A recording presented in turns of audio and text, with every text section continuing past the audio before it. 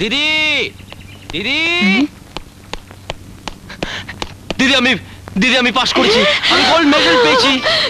সত্যি? হ্যাঁ, এটা সত্যি তুই পাস করেছিস?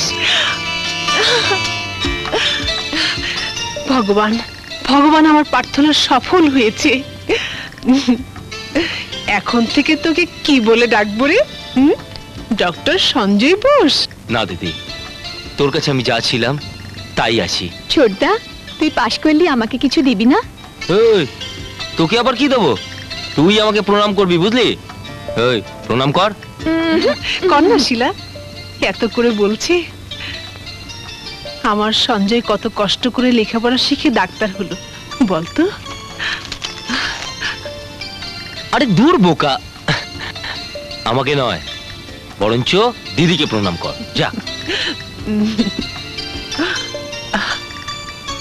জানিস দিদি, আমি না ঠিক করেছি যে গোল্ড মেডেলটা পেলে ওটা তোর গলায় পরিয়ে দেবো, কারণ ওটা তো আমার দিদিরই প্রাপ্য। আজ আমার কি ইচ্ছে করছে জানিস?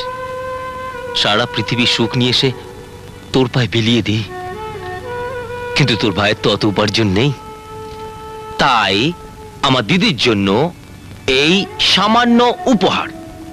বাংলার ঘরে ঘরে তোমার মতন দিদি আছে, তাই এখনো এমনি করে গান গেয়ে যেতে পারে আমাদের মতো আছে যত বোন ভাই। দিদি ও দিদি। মালা, এই শিলা, শিলা, শিলা, এই নে ধর ধর। কি আছে এতে কাজল দি? ভারী যে। আনাজ তরকারি আছে, মাছ আছে, আর এই নে মিষ্টি। হঠাৎ মিষ্টি? তুই না বললে কি হবে? নার্সেরা সবাই জেনে গেছে তোর ভাই ডাক্তারিতে গোল্ড মেডেল নিয়ে পাশ করেছে। তোকেই তো খুঁজছিল, খেতে চাইছে। কত ফরমাস, ফিশরলি, মাংস, ফ্রাইড রাইস, আরো কত কি। আমার দিদির কি টাকার গাছ আছে? আমিও তো সে কথা বলছিলাম, কিন্তু শুনছে কে? তুমি সব করলে কাজল দি? হ্যাঁ করলাম। কতটুকু থেকে আমার কাছে আছিস, তবে কিন্তু আধা আধি, অর্ধেক তোর অর্ধেক আমার। এই যে ডাক্তার বাবু, এবার তো নিজে নিজে রোজগার করতে পারবে। দিদির বিয়ের কথাটা এবার ভাবো। দিদি, দিদি মানে বিয়ে করে শ্বশুর বাড়ি চলে যাবে? যাবে, সব মেয়েরাই যায়।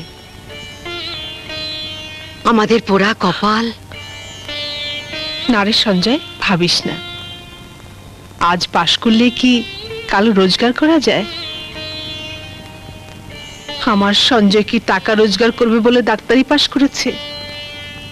সঞ্জয় গরিবদের ডাক্তার হবে, এই গ্রামে সে গ্রামে ঘুরবে, যারা ওষুধ পায় না তাদের ওষুধ দেবে, যারা চিকিৎসার অভাবে অকালে চলে যায় আমার সঞ্জয় তাদের পাশে গিয়ে দাঁড়াবে।